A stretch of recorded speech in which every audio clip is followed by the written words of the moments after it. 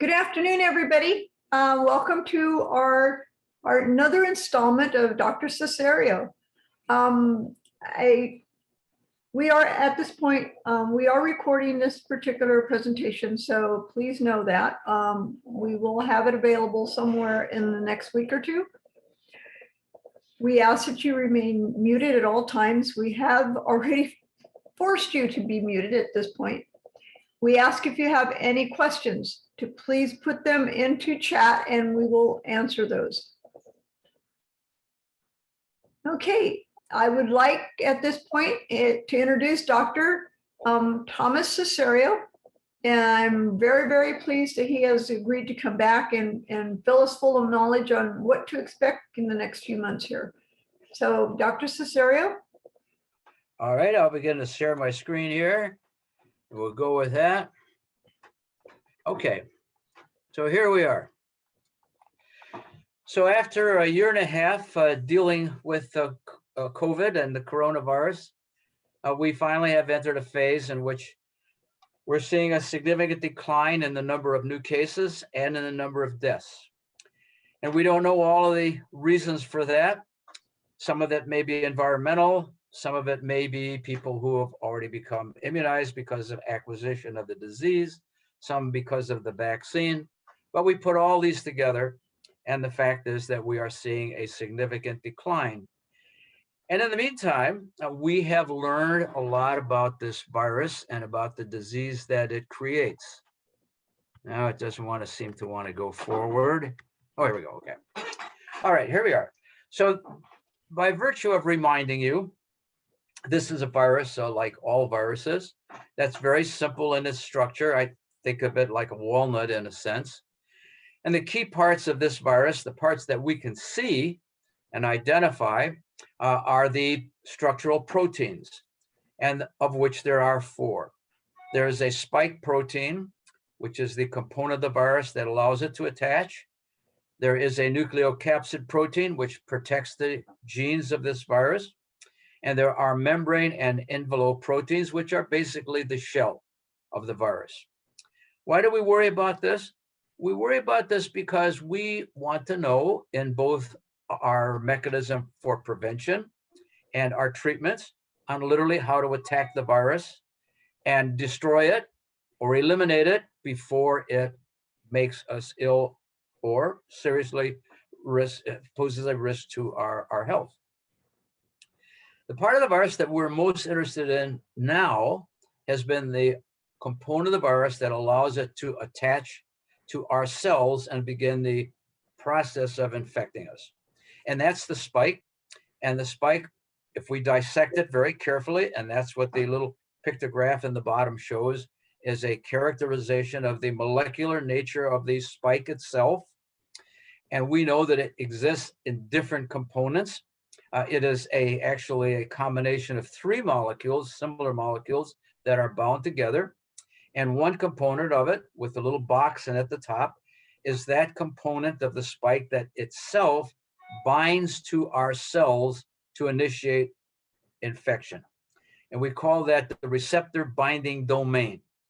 And the little pictograph off to the right is the interaction of that domain, the binding domain, with the receptor on our body that allows us, the virus, to attach and allows the virus to initiate infection. And this is a little more detailed picture there.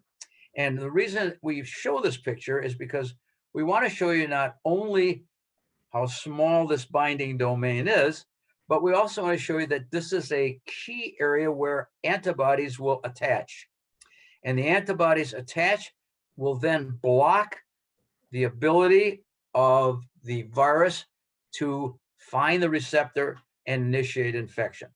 Now, antibodies can attack other parts of this same structure and can also render a lethal effect on the virus, including the N-terminal domain, which is what NTD stands for, or down here, the spike is divided into 2 components necessary for attachment and release into the cell. And we differentiate to S1, S2, and you can see we can also make antibodies to other domains, including the S2 domain, which is down at the bottom of what looks like a big carrot. Okay. Now, the viruses, I told you, envelope protein, membrane, nucleocapsid protein, spike, etc. Those are known to have a very characteristic molecular structure composed of a series of amino acids, but those amino acids are subject to change.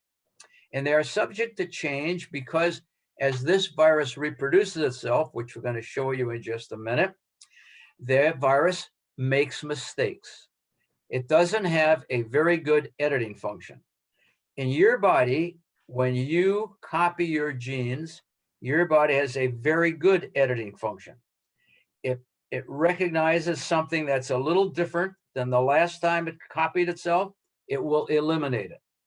Think of that. If that didn't happen, instead of having brown eyes today, you could have blue eyes tomorrow.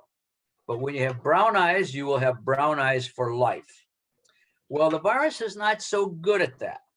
So the virus makes mistakes and doesn't know how to fix it. So it changes its nature slowly over time. Most of those mistakes don't matter, but some of them do. And I'd say particularly if they're in the receptor binding domain or they're in the spike protein or other key components of the virus, they can have a dramatic effect on how easily the virus is transmissible, or a dramatic effect on how sick it makes you, or a dramatic effect on other components.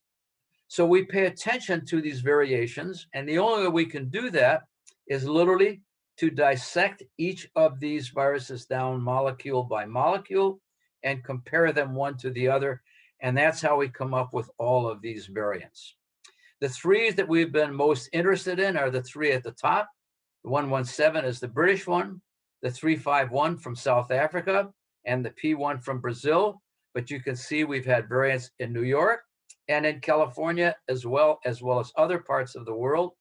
And way up at the top of my slide, I added this one line because we didn't have it in the original graph to show you that one of the variants of most interest to us at the moment is emerging in India.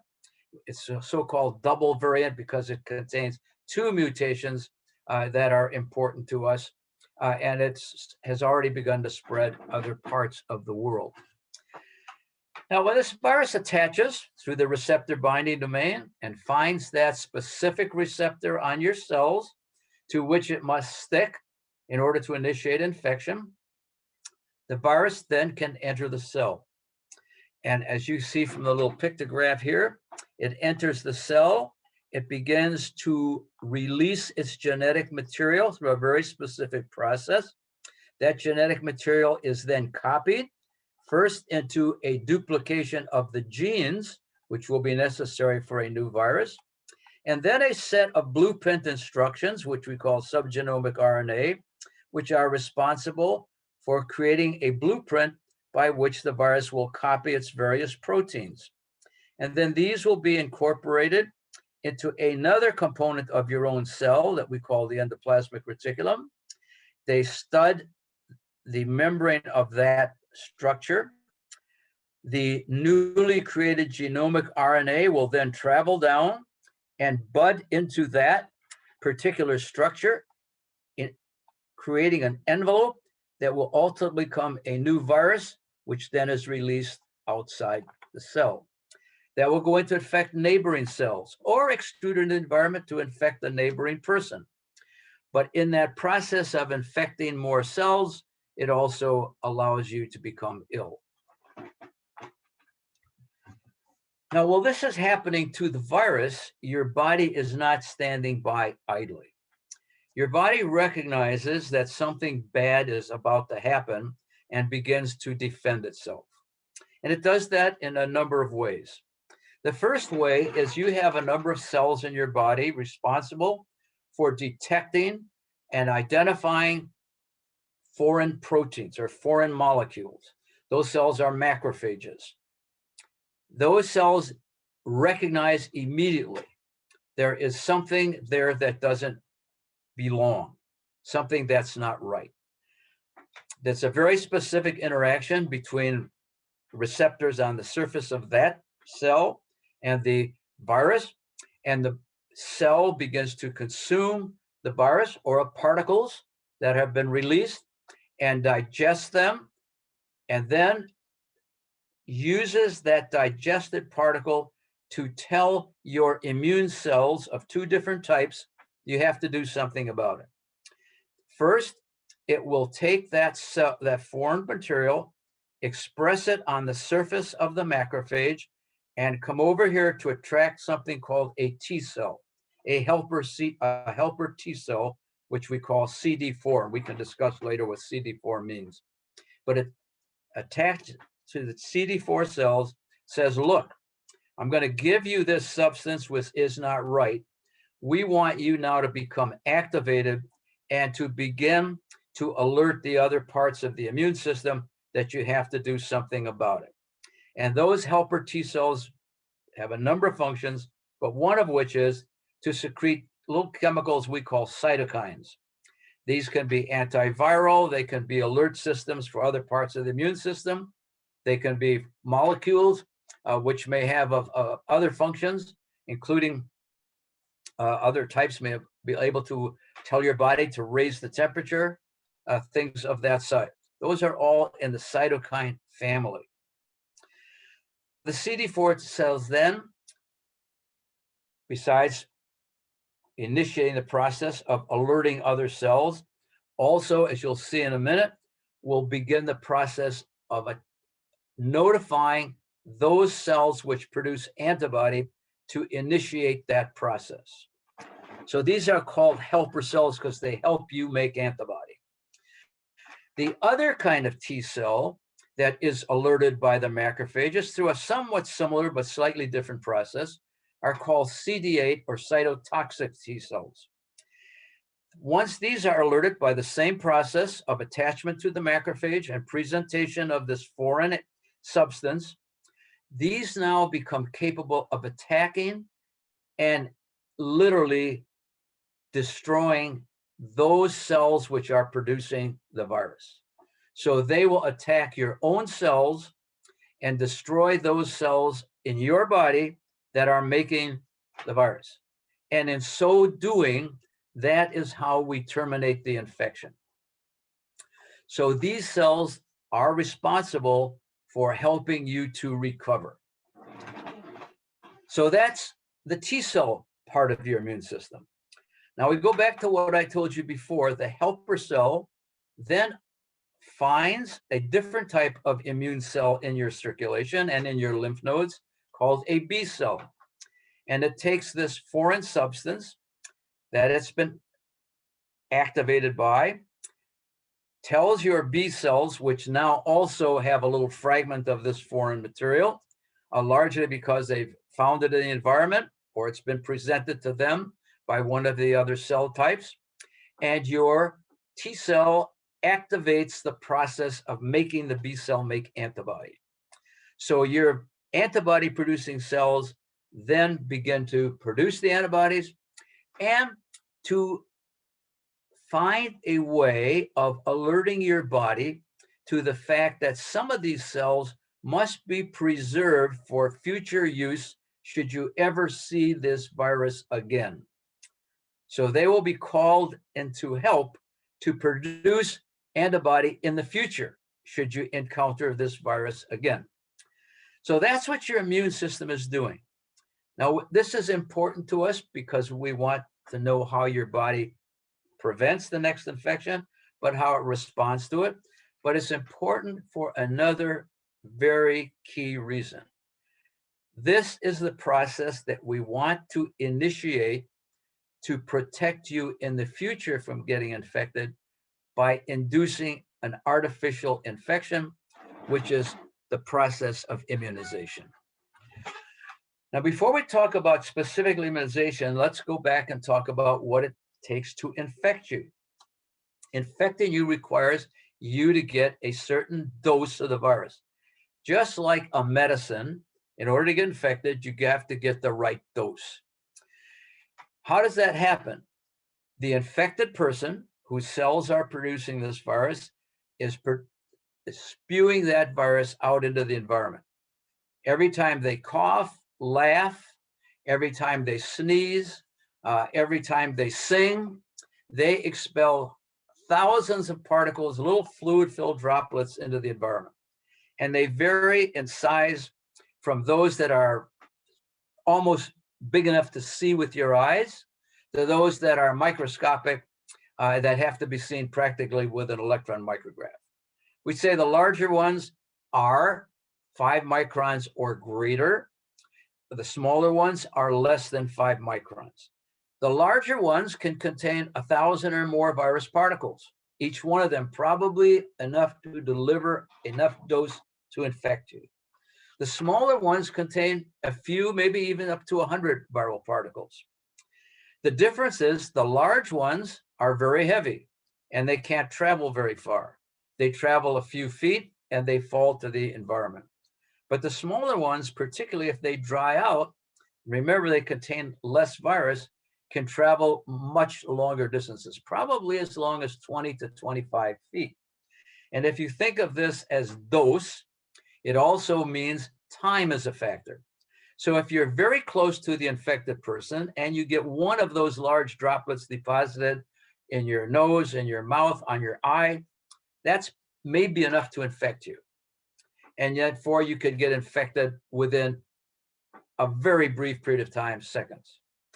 But if you're farther away, it's not likely you're going to get one of those virus particles that's big enough to carry enough virus to infect you.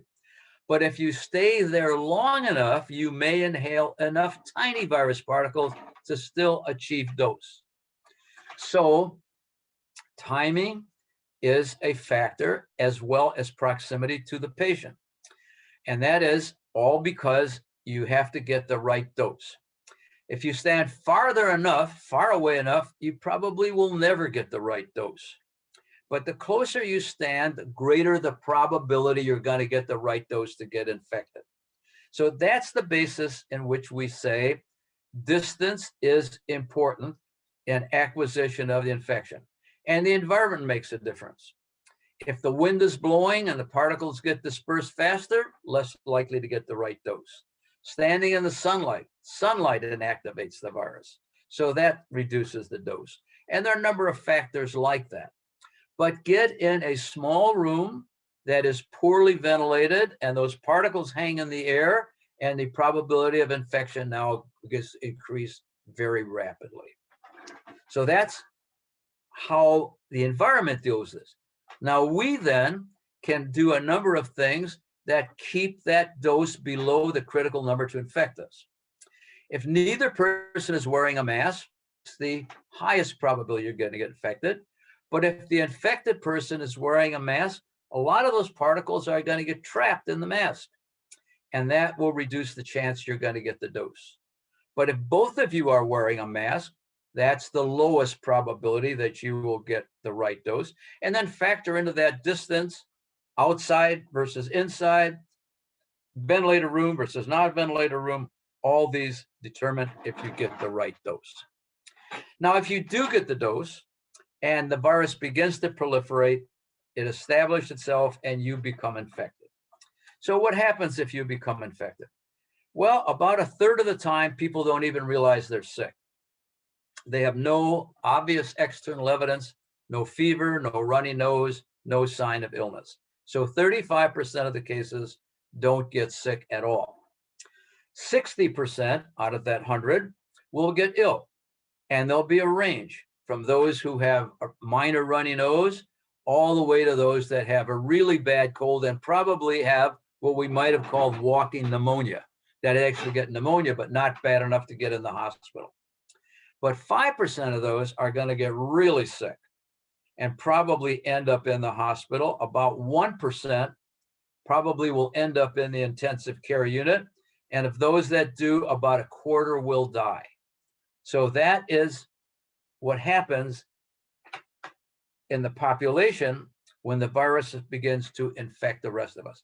Yes, there are people who are more likely to develop bad consequences, underlying disease, age being factors, and those whom are more likely to be resistant to any of the bad effects of the virus.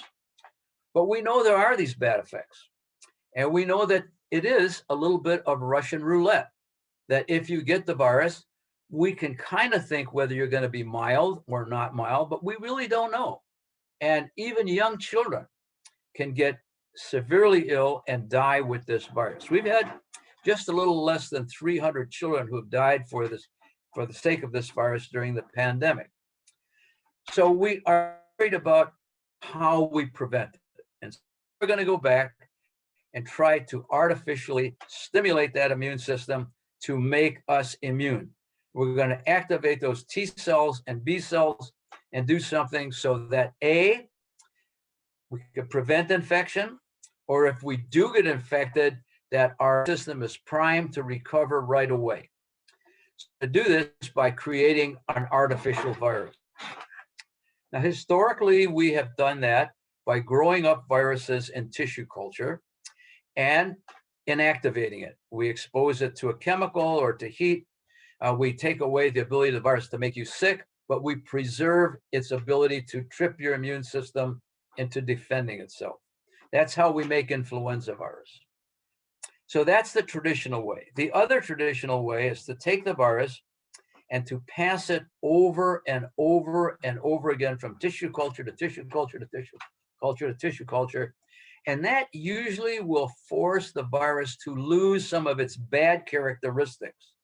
And you hope in the process, it maintains the ability to induce your immune system to protect itself. So we attenuate the virus. We make it weaker, not able to make you sick, but still able to induce an immune response. And that's what we have done with measles, with German measles, with chickenpox and mumps, even with polio. Those are all have been attenuated viruses. But now we have found other ways that we can do this. We can grow the virus, dissect its genes out, and isolate specific components of the virus that we think will initiate immune response that will protect you. So we can do that by initiating a group of cells containing a certain gene from the virus to produce the spike protein, or to produce just the receptor binding protein, or key elements like that. Once they are introduced into your body, will allow you to develop a protective immune response. Or the other way we can do it is we can take a harmless virus and we can manipulate its genes and in such a way that we will insert the gene in that harmless virus to make that virus produce the spike protein. So when we give you the harmless virus, your body thinks it's getting the coronavirus, and in so doing will protect itself. So there are various strategies that we can use to help develop a vaccine that is protective. So the first of those is, when I say first, we're going to do this by which of the vaccines have been already used, produced, and given to the public. And as you know, the first of those are the genetic vaccines.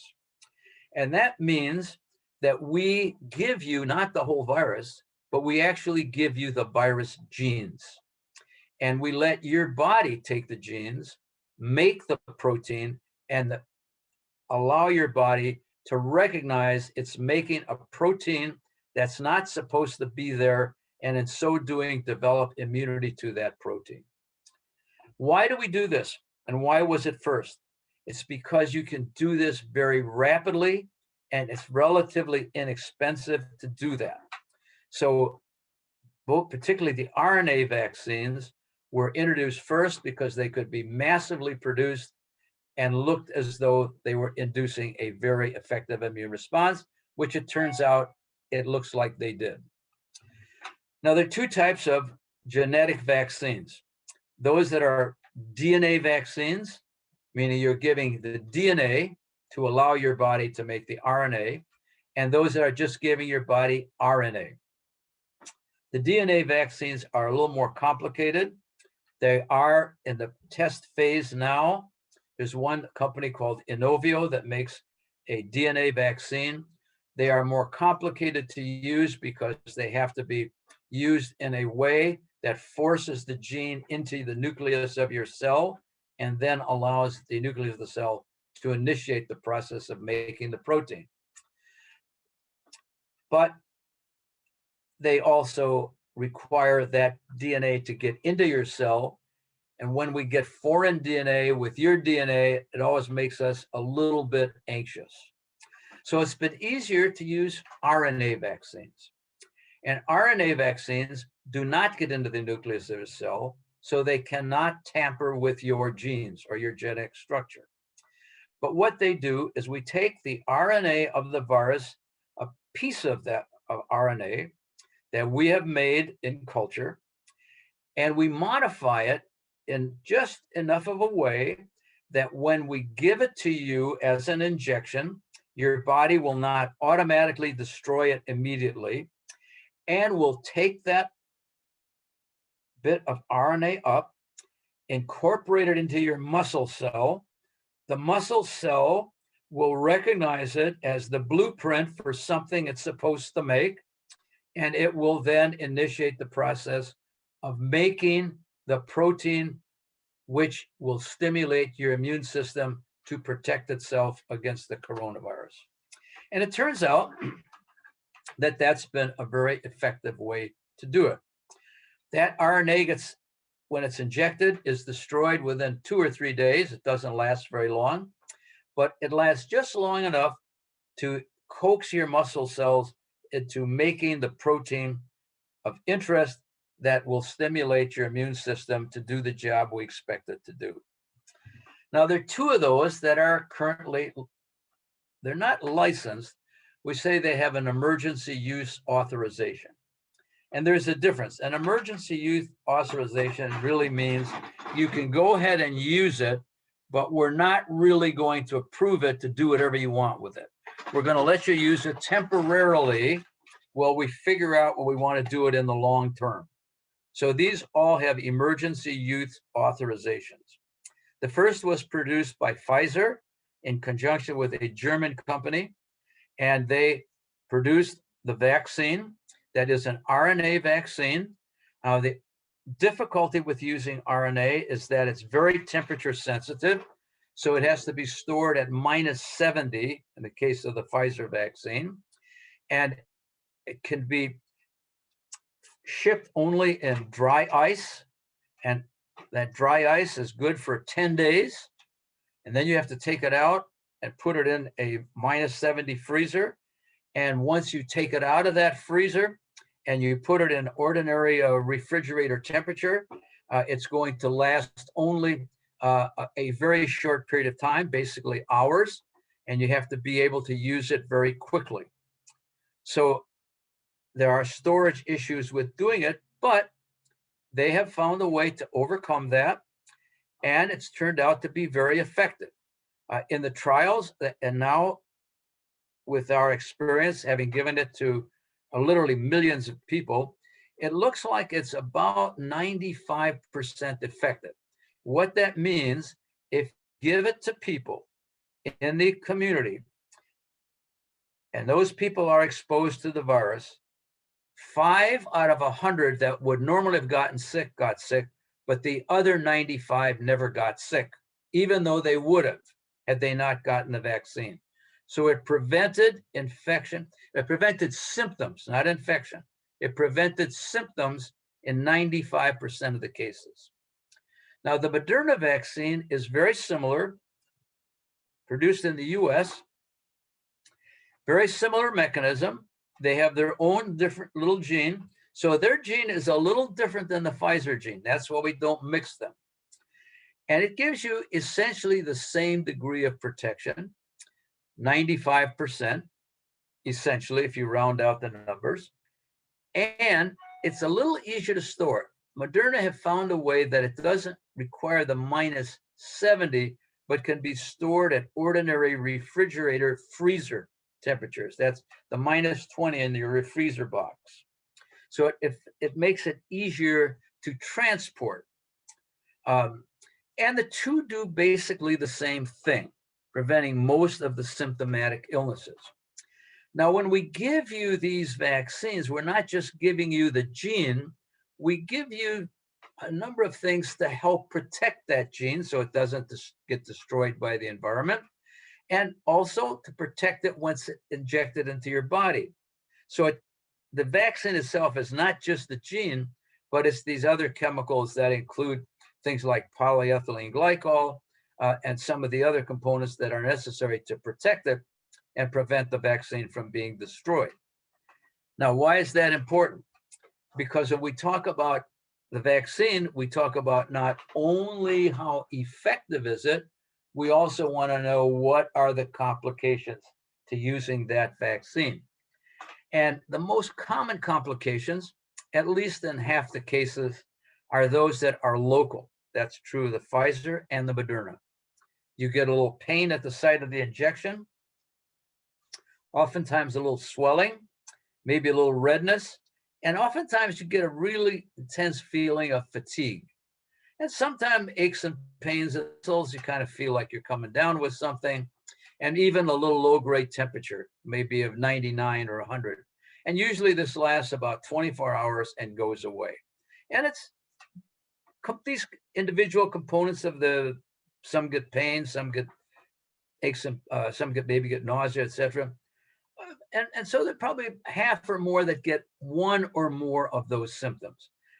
Now, very rarely you can see other more serious reactions in which, for example, you can get anaphylaxis, which is a large, overwhelming allergic response to the vaccine. And usually it's not to the vaccine itself, it's to one of those components in the vaccine that helps to protect the RNA. And as you can see, it's about roughly one case in about 100,000 doses that will get a severe reaction. That includes swelling, a difficulty breathing, asthmatic type of symptoms.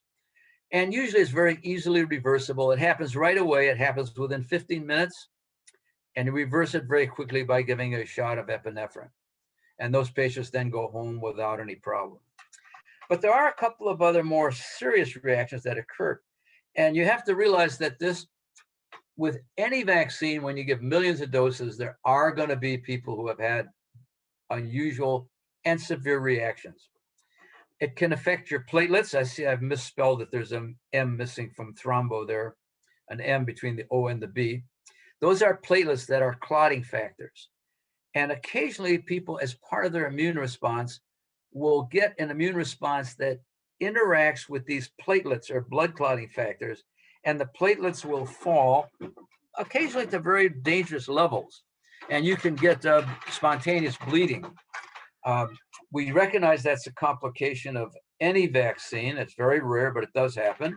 And it's been seen with this.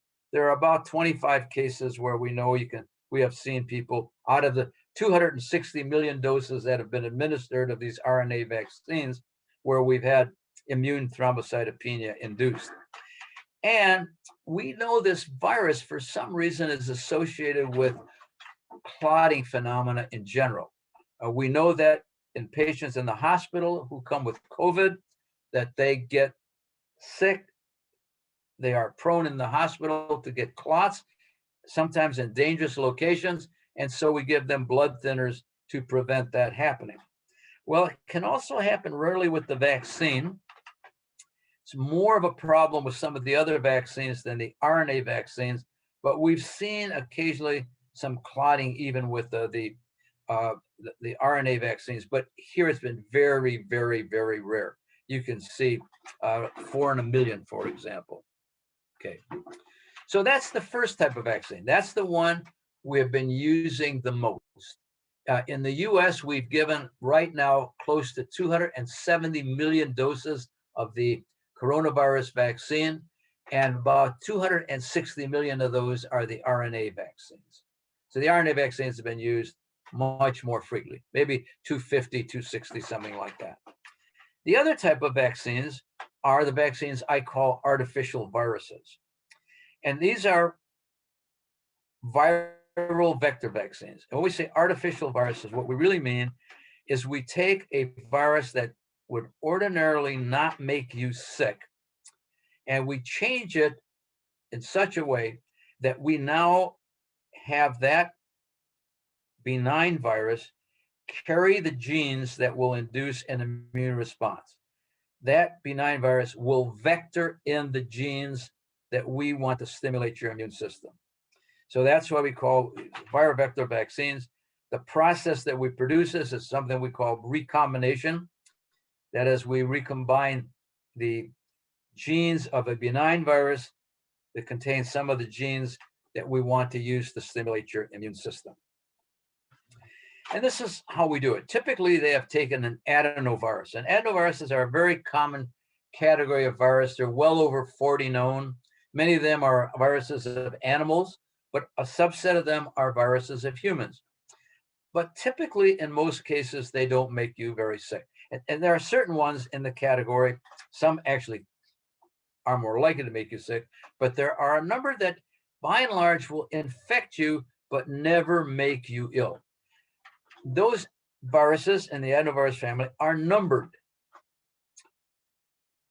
So when we say adenovirus 5, it's adenovirus out of at least 40. So that's how it distinguishes this strain from the other 39, so to speak. So we take one of these benign adenoviruses, we remove its genes. And then what we do is we think of those genes like a string of pearls. Say, okay, we want it to contain only a number of pearls. So we're going to cut out the first 10 pearls in the chain. And rather than use that string of pearls, we're now going to take a different set of pearls and we're going to replace it with, we're going to use it to replace the first 10 that we just cut out.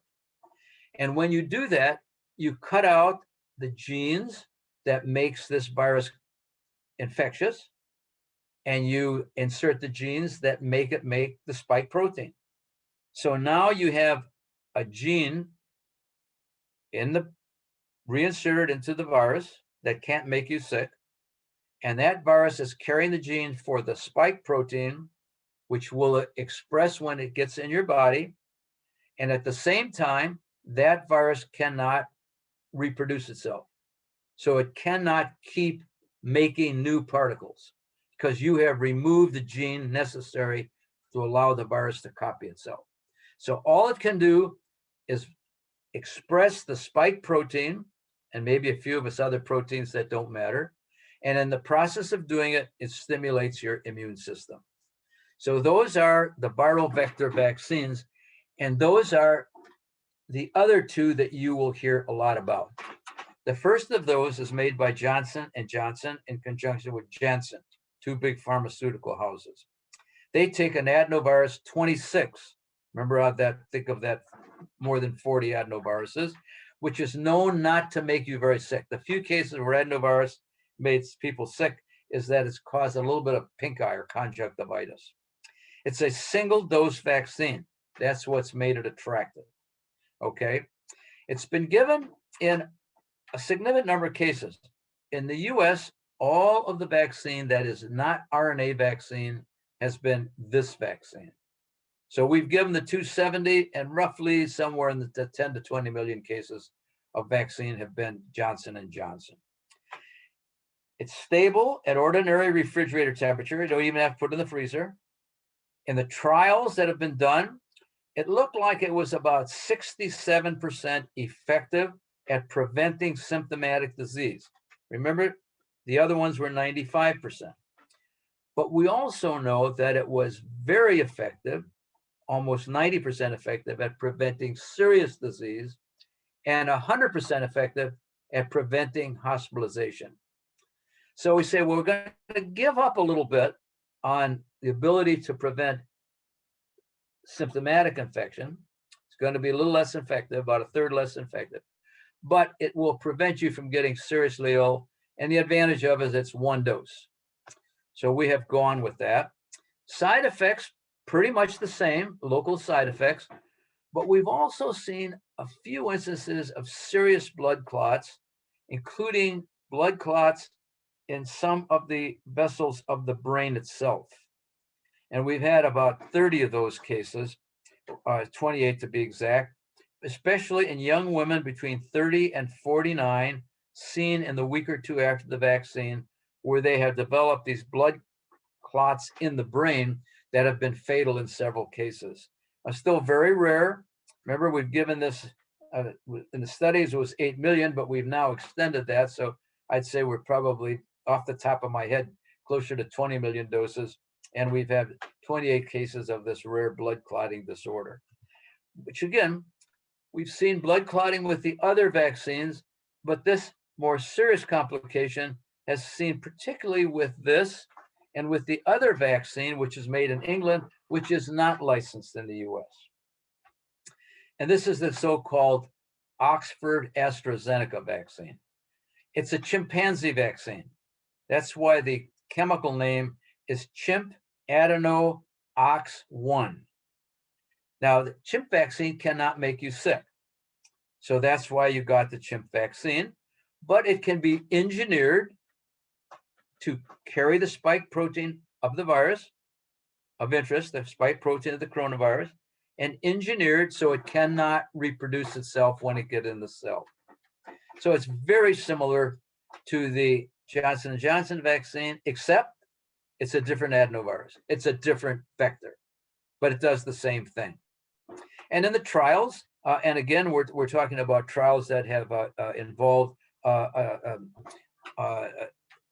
think, roughly 35,000 people. Very effective, 70% effective at preventing symptomatic infection. And again, 100% effective at preventing hospitalizations. So very, very effective. This, however, is a 2-dose vaccine. Now, the concern about this has been the clots again. And we've had probably a little more problem with clotting with this vaccine. It's been given to millions of people across the world. Well, it's not approved here. It has been approved and used widely in Europe and other parts of the world. And there are 169 cases of people who have developed a significant cerebral clots following it, and about 53 who developed clots inside the abdomen. And so that was out of the first 34 million people who had gotten it. And that's been the reason that some of the countries in Europe have put this virus on hold, trying to figure out if there really is a unique problem in using this vaccine and whether we should be using one of the other vaccines. And we're still trying to work that out, but it's still used in other parts of the world. Now, so the Americans have produced a vector vaccine. The British have produced the vector vaccine, and so have the Russians. The Russians have produced what they call their Sputnik vaccine. It is a 2-dose vaccine, but they've used a little different strategy. Rather than using the same virus twice, they used 2 viruses. They took the adenovirus that was in the Johnson & Johnson vaccine and re-engineered that to carry the spike protein and gave that as the first dose. And then they took a second adenovirus, but a different strain, adenovirus 5, and used that to carry the genes for the second dose. So that's a 2-dose vaccine, but each dose is a little different. Now, we don't have a lot of information about this. We do have some because it's been produced in Russia, and they've been a little bit more careful, I would say, about releasing information. But they tell us that it's about 92% effective in preventing symptomatic infection. And in fact, their first reports have been published in the Western literature. And in those reports, their scientists have told us that they have felt that the vaccine achieves that level of efficacy. They tell us that they have not seen any problems with clots. That's a little hard for me to believe, but we'll take it at face value at the moment. It is not approved here, this Russian Sputnik vaccine, but it is approved for use in other parts of the world, and it's considerably cheaper than the RNA vaccines. So other parts of the world, that is a significant advantage. And finally, not to be outdone, the Chinese have a vaccine, in which they have also created an artificial coronavirus using, in their situation, adeno 5. So the Chinese have used the same adenovirus, but a different strain than we use in the US for Johnson & Johnson, but half of the vaccine that they use in Russia. And they tell us that they are also getting about 65 to 70% effectiveness versus symptomatic infection, but over 90% effective in preventing severe disease. This is also used in other parts of the world. And again, it's considerably cheaper. And so it's been sold particularly to, I would say, underprivileged parts of the world. So those are the vector vaccines, the second set of vaccine types compared to the RNA vaccines that we use here. Now, the third type are the protein vaccines. And what are these?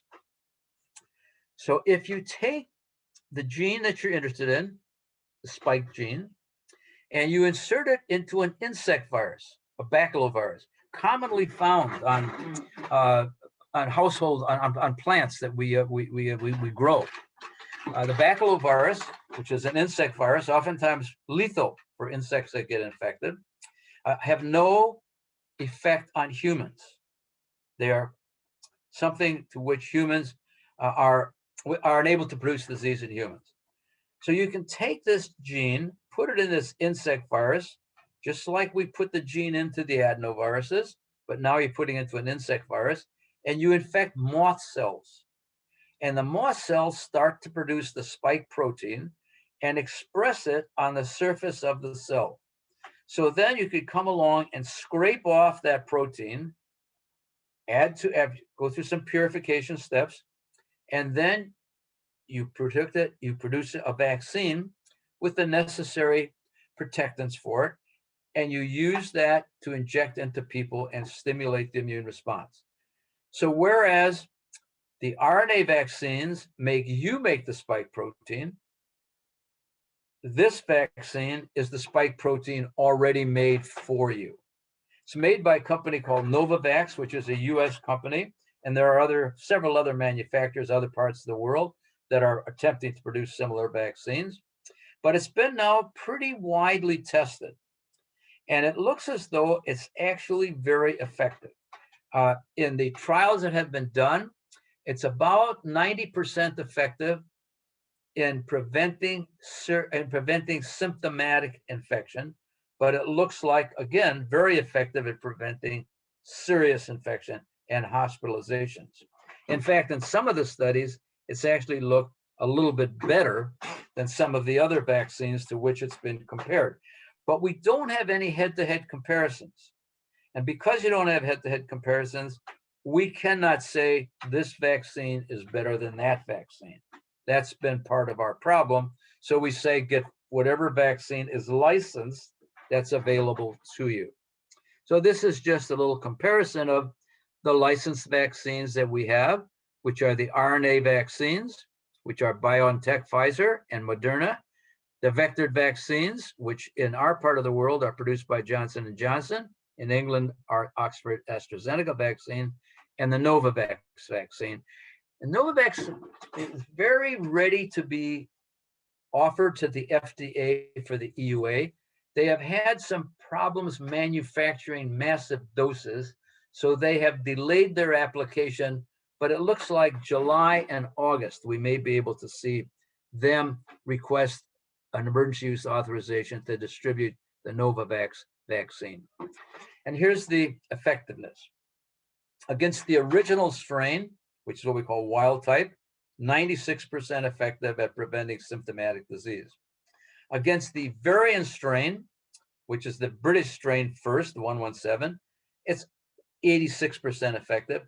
And against the hardest strain to prevent is the South African strain, which is B1351. It's about 55% effective at preventing symptomatic disease. We don't have the figure on serious disease, but I anticipate it's considerably higher. So it looks like it's very good. Now, the other way to produce vaccine is ways that are methods being used in other parts of the world that we haven't been used here for COVID, but we do use it, for example, for influenza, which is to take the vaccine, to take the virus and grow it and kill it. And so there are now in use in the world 3 inactivated vaccines, which look, from what we can tell, fairly effective. 2 of them produced in China, Sinovac and Sinopharm, and 1 in India, produced by Bharat, called Covaxin. They look like they are probably going to be about the 70, 75, 80% effective at preventing symptomatic infection, and probably, again, close to 100% infection for preventing hospitalizations. One advantage of these types of vaccines is that you now get antibodies against the whole virus. All the others we've talked about now induce an immune response only to the part of the virus that attaches to the cell. So it's conceivable that these may have some advantage, although so far we haven't seen that. But that's the idea of producing an activated vaccine is you now are producing antibodies to different components of the virus that may in fact also contribute to developing a strong immune response. The last thing I'm going to just mention are the attenuated vaccines, which means those vaccines in which the virus is infectious but harmless. It only can carry the genes to stimulate your immune response. And while these are currently being studied, none of them are close to being introduced to the general public.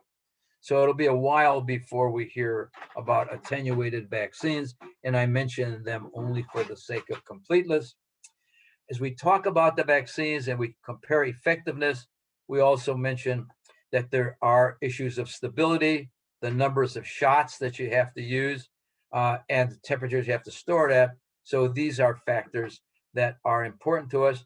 The only one that is really fragile is the Pfizer vaccine.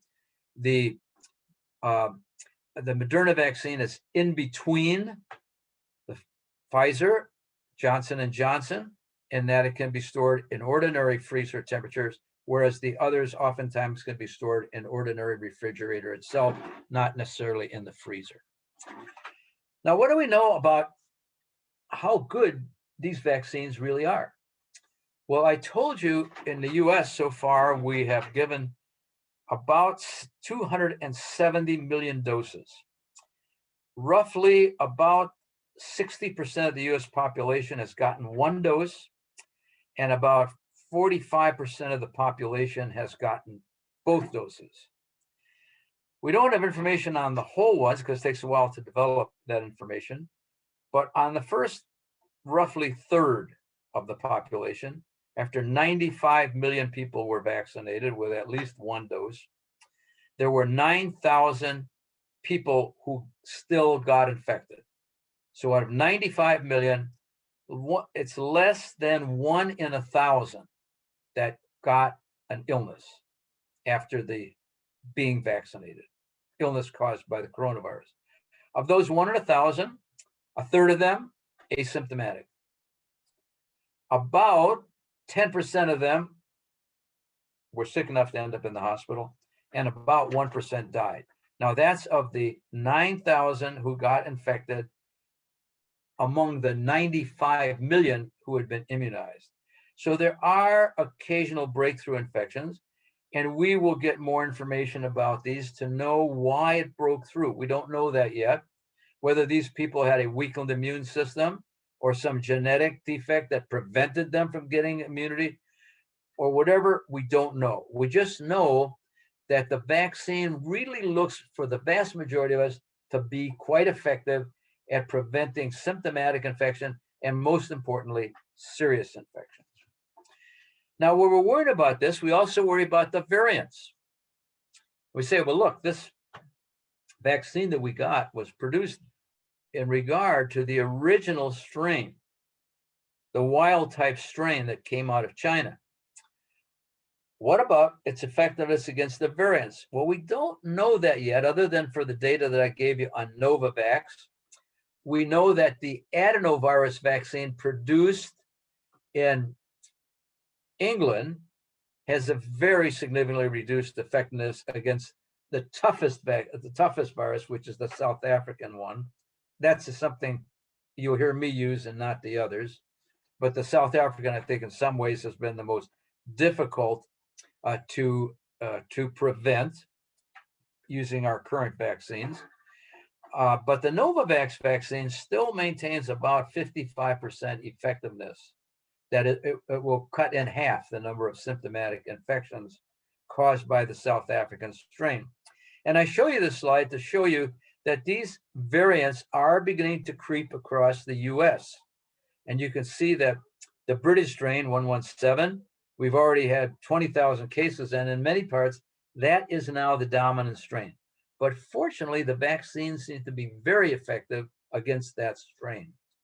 We've begun to see a few cases of both the South African, that's 351, and Brazilian, which is P1, have popped up across the country. And the number of jurisdictions means the number of locations where it's been found. So that too has been found, as you can see, in both cases, 30 to 35 different sites. So they are here, and we are looking to see, will the vaccine remain as effective as it has been against the wild or original type vaccine.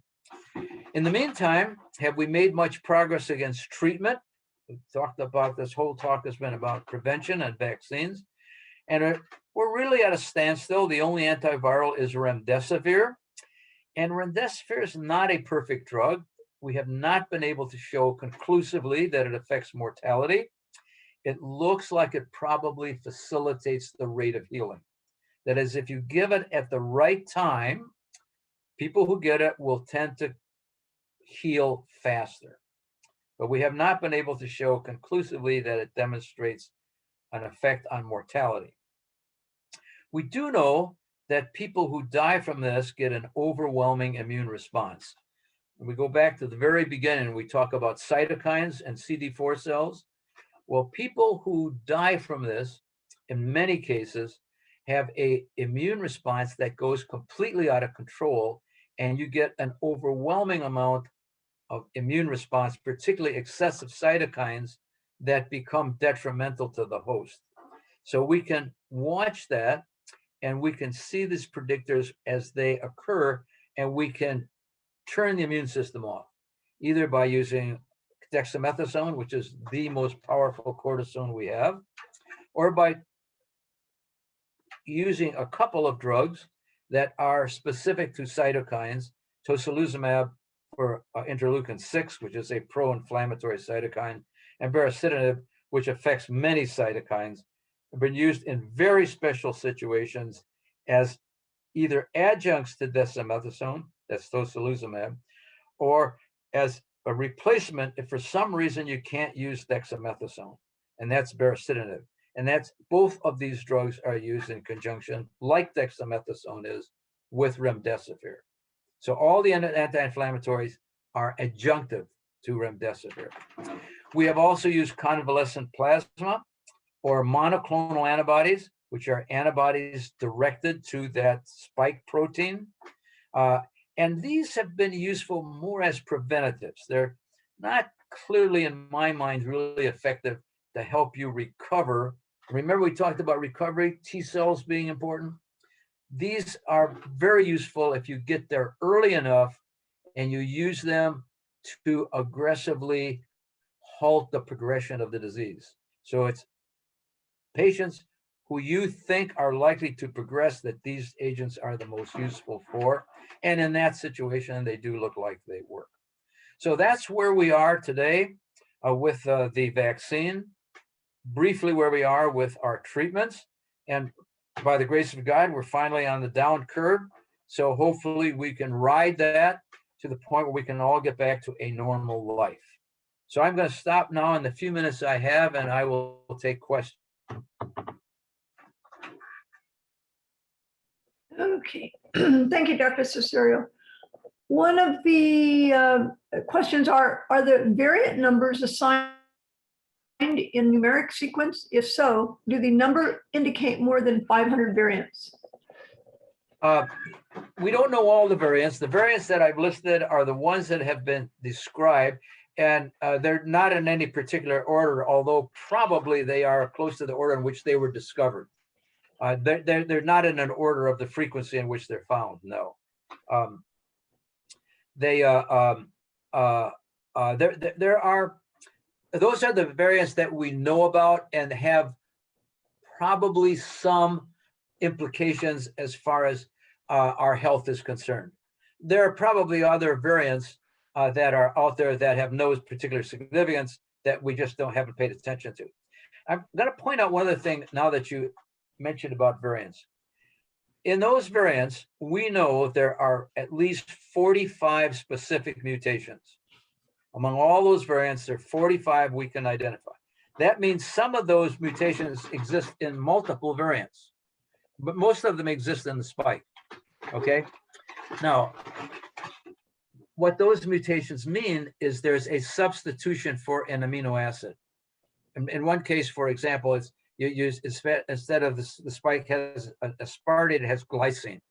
And when you do that, that just changes the configuration of the spike just enough that it makes it easier enough for that protein, the spike, to attach to the receptor. And in so doing, it makes it a little more infectious.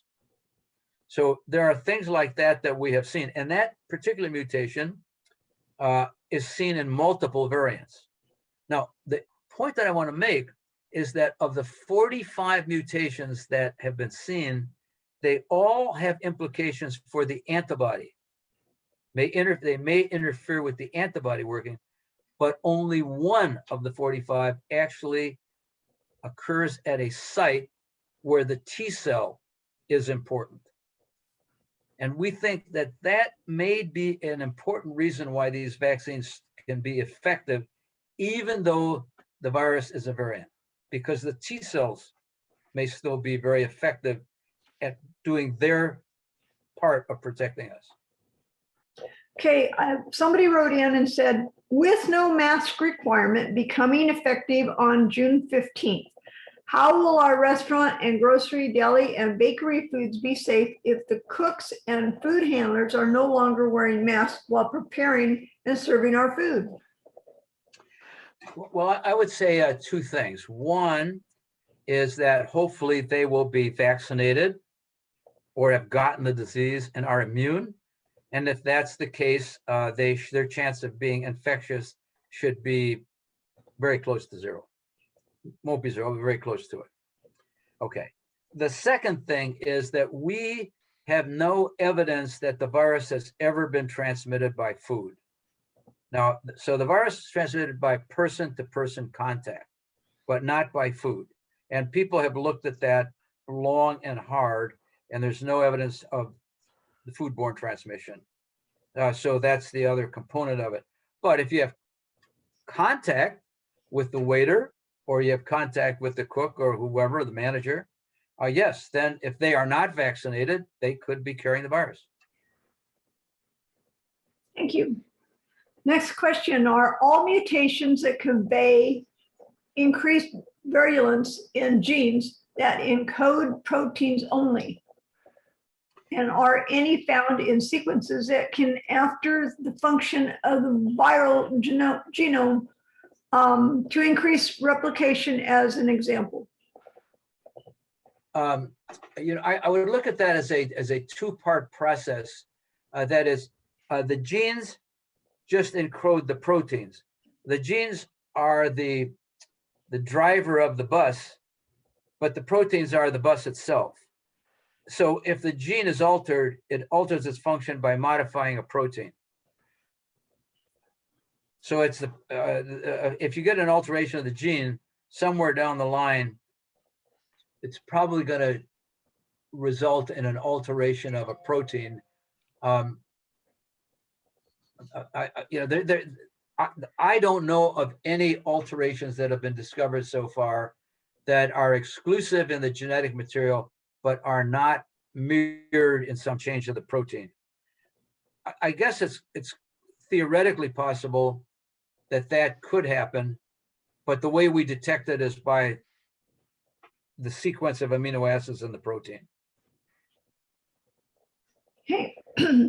With everything opening to full capacity and no mask requirements beginning on June 15th, what protection from coronavirus do people have besides the up to the 94 effectiveness of a vaccine? Won't it be even more dangerous out in public starting this June 15th than last year at the same time when we had the protection of social distancing, masks, takeout food only, no mixing of households, etc.? Yeah, I agree with you, is that I have a similar concern that you do by releasing all of the protections that we have had up until now in one fell swoop, that we may in fact predispose ourselves to another outbreak, another flare. And I probably would have preferred we go a little bit more cautious. But we're banking on the fact that people have gotten the vaccine in a large number of cases, and people have gotten ill. And so there's between those who are immune because of illness and those who are immune because of the vaccine, that we have reduced the probability that there will be another large scale outbreak. I think the worry is that that could change if a variant crops up, which is significantly different, that it escapes the immunity which we've built up because of the vaccine. And you have to realize that we are not too far away with that, with the South African strain. So if we reduce all of our masking and our social distancing, and one of these variants, not one of the ones we have now, but a new one pops up, then yes, this whole thing could become a disaster. Thank you. Why do some people after the second shot get sick? The question is, why do people get after the second shot get sick? You know, I think nobody knows, but I'll give you a theoretical answer. It may be that in your second shot, it's because your immune system is actually working to fight off the virus, and that you're getting sick because your immune system is doing its job. And it's all those cytokines that are secreted because your immune system is working that make you sick. I read that the effective rate is lower in elderly adults, that we are only about 80% protected. Yes, that is correct. The effectiveness of the vaccine is less than older adults. That is true. But it's still worth getting. I mean, it's still, let's you say, effectiveness is reduced from about 95 to 85. And after June 15th, how safe will it be to eat at the same table with an unvaccinated people from mixed households indoors with masks off and sitting shoulder to shoulder, where particles will spray from their mouths onto others and their food while conversing and eating? Yes, if that unvaccinated person is carrying a virus, they definitely will have the potential to infect others. And the best hope that we have is that you will be vaccinated and your immune system will intercept that virus before it does any damage. Okay. Is it true that people who got symptoms after vaccine shots got more coverage, and that people who had no symptoms did not get as much immunity? That's the question is, if you get a strong immune response, does that mean you're better protected? And the answer to that is we don't know. We cannot say that. There is, and one would think logically that's the case, but we just don't know that is. There is no evidence. There is no information that actually supports that, of which I am aware, despite the fact there's a logic to it. Please explain what you meant when you were giving the percentages of vaccine effectiveness said that the vaccine prevented symptoms, not infections. That's correct. Is that what the studies were done? And I have to emphasize, what we talk about is we're talking about what the studies looked at, okay? So when I say what the studies looked at, that means if they didn't look at that, we really don't know whether the vaccine prevented it or not because it wasn't looked at. So the way the studies were done is they gave the vaccine and then they went out there to the vaccinees and followed them and asked them on a regular basis, like once a week, did you get sick? And if they got sick, they tried in many cases to isolate the virus to show whether it was a coronavirus or not. So what we know about effectiveness is we know about those who were prevented from getting sick. But people were not cultured every few days to know whether it prevented infection. I think there is some logic, and there is, I'm trying to think off the top of my head that of the evidence that it actually prevents infection. But I can't say conclusively that I know that. It's always been effectiveness in the studies that I gave you was always measured in reduction in symptomatic illness. Thank you. So Dr. Cesario, there was one of your charts where they talked about the number of symptomatic cases and asymptomatic cases towards the end of your package, if you remember, Yes, in a later study. Yeah. I do recall that. And those are when they looked at asymptomatic, then the way you have to do that is that's when you have to do serial cultures to show whether the person got infected or not, which are very time consuming, difficult, and expensive to do because now you're doing something before just asking a person whether they got sick. Requires a laboratory effort. And I actually do think, I just can't recall specifically, there are a handful of studies that have actually looked at infection per se, despite symptoms. And my recollection is that there is evidence to support the fact that there is less infection per se. Okay. What are the basis for the long-term effects? In other words, the loss of smell and taste. The basis for the long-term effects, which we call the long haulers, are now the sequelae post-coronavirus. And nobody really knows what the reason for that is. Some concern is that the inflammatory reaction causes some scarring. So shortness of breath is one of the symptoms that happens in a small number of people in a long period of time. And the question is that whether there's some permanent damage to the lung from the virus. And people who got really bad sick with this could definitely have permanent damage done by this virus. And it comes in the form of scarring in the lung tissue. Now, why they have not recovered smell and taste is a little harder to say, but I think, you could rationalize that it has to do with the fact that those nerves, which render your ability to taste and render your ability to smell, got damaged in the infection. And if they don't regenerate fast enough, then you will lose that ability for longer periods of time. And so I assume it has a direct relationship to the damage done by the virus during the course of the infection to those nerves that carry those impulses to the brain. What about booster shots? Will it be the same vaccine or a different cocktail? No, we don't know yet because that's still in the planning stages, but I think it's likely to be a slightly modified form of the vaccine that you have today. And it will be modified particularly with the variants in mind. So you'll get an updated, just like you do for influenza every year. You get an update. Okay, the next one is, can you tell us about the safety of bands playing together, wind and brass instruments, blowing a lot of air? Is it safe for vaccinated players to get together?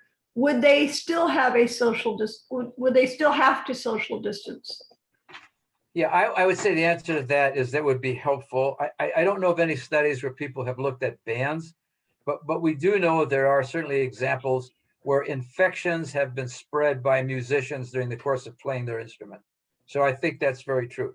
Not necessarily COVID, but other. I know, for example, TB has been spread by individuals playing a trumpet. So yes, it's possible. So I do think that it's definitely possible that infection, this coronavirus, could be spread by wind instruments. You know, we know it's spread by singing. We've been excellent examples of major outbreaks spread by singing. And if that can happen, it's almost certain that it will be spread by wind instruments as well. So yes, I do think distancing will be important. And what will be critically important is to play those instruments in well-ventilated rooms. If you're putting those people in a small room with no ventilation, you can bet your bottom dollar there's going to be a lot of infection. Thank you. How careful do we need to be regarding the handling of postal mail packages, food packaging, our clothing we are wearing in regard to the spread and possible infection of the coronavirus?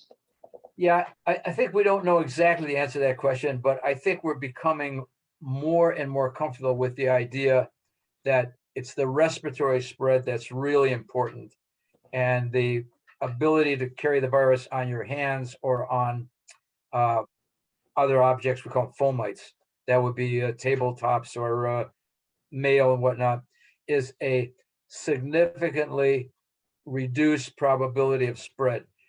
It's probably not zero, but it's still reduced. And I would say the best measure you can take is not to fear that, but just to wash your hands carefully every time you touch something that is a object likely to have been touched by another person. This one is the COVID-19 antibody test of any usefulness in determining if a vaccinated person has been immunized? You know, and the reason I'm pausing is because my opinion is a little different than the CDC. The CDC is telling us, no, don't use that antibody test to prove that you are immunized. And I say I would read it, I would do it a little differently. I think the antibody test does help to tell you whether the vaccine took, but it's not a guarantee that you're not going to get infected. So you can't use it and say, well, if my antibody's tested, I don't have to worry about being infected. Don't jump to the conclusion. Be aware of the fact that the vaccine likely stimulated your immune system by virtue of the fact that you converted your antibody test, and that you may well be resistant, but you can't use that as proof that you're resistant. And the reason the CDC is saying that is they don't want all these people running out there, taking off their masks and going to bars on Friday nights and sitting next to people and exposing themselves, saying, well, my antibody's positive, I don't have to worry anymore. And they don't want people to do that, and that's rightly so. But I think, again, I think there is some value in knowing that antibody test. Just don't overdo it. Okay, what do you know about developing ringing in the ear as a side effect of the Moderna vaccine? What is that, Elliot? The what? They're asking, what do you know about developing ringing in the ear as a side effect of the Moderna vaccine? Yes, I don't know about the ringing, but there's a paper that just came out now that talked about hearing loss. And that paper showed that there is no relationship between the vaccine and hearing loss. And I don't know about for sure ringing, but I tend to think that there's not a relationship there either.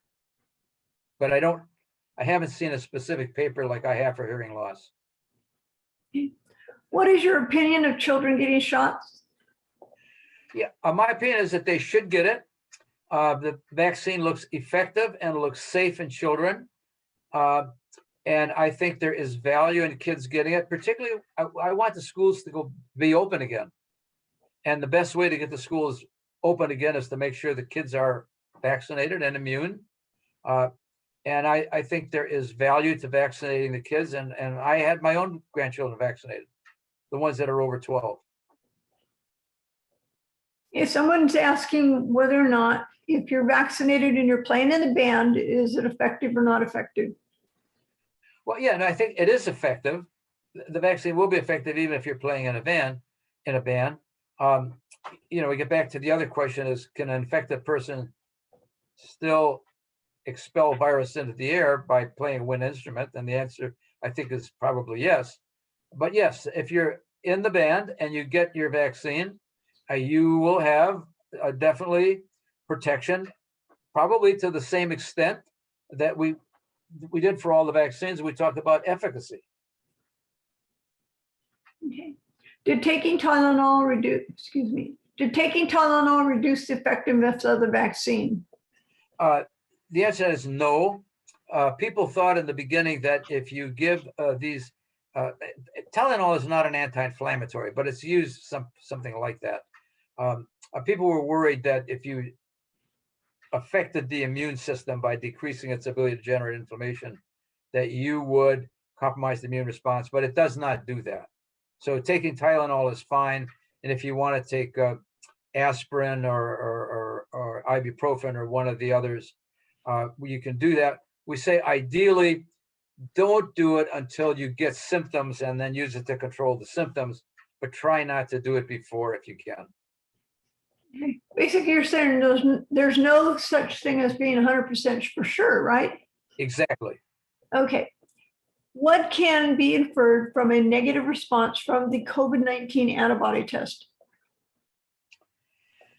Well, I would say that if the COVID antibody test was really negative after 2 doses, you'd have to be concerned that the vaccine did not render its desired effect.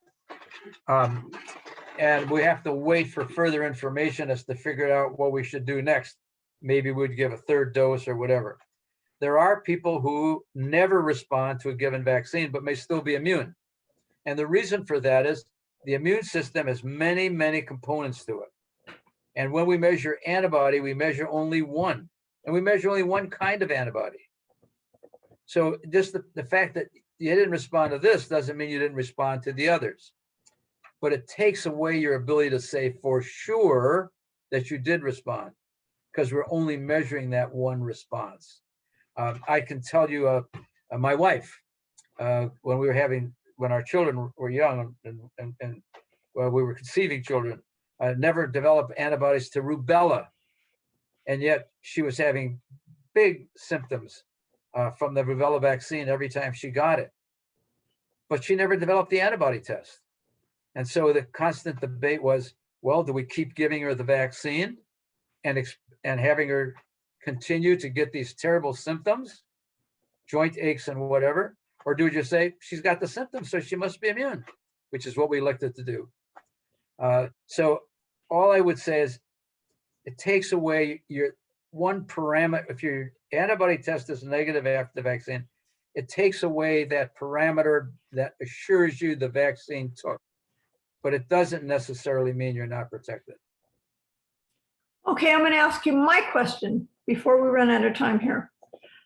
We are looking at trying to get our classes back on campus, and some of the classes are more ventilated than others. Yeah. At what point do we say, well, we're not sure we should be occupying a room at full capacity versus limiting the number of people? Yeah, I think, Ellie, there's 2 questions to that. One is, what do we have to do to ensure that all of our classrooms are ventilated?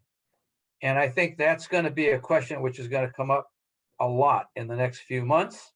And what renovations are going to have to be made? What funds are going to be made available to ensure that ventilation? And what temporizing measures, like fans, open windows, can be used in the interim? Now, then the final question is going to depend on how active the virus is. If the virus is skyrocketing like it did 6 months ago, then we're probably going to have to say we can't use that room unless everybody's vaccinated and everybody's using, are all using a mask and social distancing. If it is like it is now, where the virus is in steep decline, then I think we can be a little bit more cavalier with using some of those rooms. But as we acknowledge that, I think we have to look to the future and say, we have to recognize that all of our classrooms have to have a degree of ventilation that is likely to keep infectivity at a minimum. Okay. The other problem that we will have too is the fact that there will be some people that due to physical problems, in other words, health issues and stuff, that will not be able to be vaccinated. What's the likelihood that they can keep themselves safe in that environment? Well, I think those are the people who cannot get vaccinated. They will have to do one of three things. They have to wear a mask. They'll have to ensure their own social distancing for their protection, or they'll have to do their classes online. And I think we will keep classes online just for that kind of person. Okay, thank you. Somebody asked, how accurate is the antibody test? The antibody test is not perfect. The test that we use clinically now is probably about 80% accurate, 85%, meaning that there are false negatives, and probably not too many false positives, but there are false negatives, and in part related to things like timing, but there are real cases where it's just not sensitive enough to pick up the antibody. We're using a very crude test now to pick up the antibody. So the fact that we're getting negatives does not shock me. The tests will become more and more sophisticated as we move into the future. And those tests are available, they're just not clinically available. That is to say, they're available in research labs, but your doctor can't order those tests. But they will become available before too long, and within months. You'll have more sophisticated tests that will give you more accurate reading because they'll be more sensitive. Doctor, we're at the end of our time period here. I'd like to thank you very, very much for making yourself available to us. I really do appreciate that, especially in these times and the fact that we're starting to get ready to get back on campus also. No, thanks. We got to mention one other thing. That's when we talked about those variants. There was a question before about genetics and protein, and I probably misspoke. When we determine a variant, we sequence the viral nucleotides. We don't look at the proteins. It's the structure of the genes that we look at, and not the structure of the proteins. That's how we sequence the virus. But we infer from that what the proteins are doing. It's like looking at a blueprint. And then from the look at the blueprint, you can get an idea what the building looks like. Okay, as we go forward, do you have any words of wisdom? Stay tuned. I think we're not done with this virus. I think it's going to be with us a while, but I think we've made a huge amount of progress, and I think we're much better able to deal with it now than we were before. But I still think we have to be prepared for little surprises that can happen literally every time we turn the corner. Thank you. And I hope you can come back and give us another update just as we're getting back into classes. So thank you so much. I really do appreciate it. Thank you very much. Bye-bye. Okay. Bye-bye, Dr. Cicero.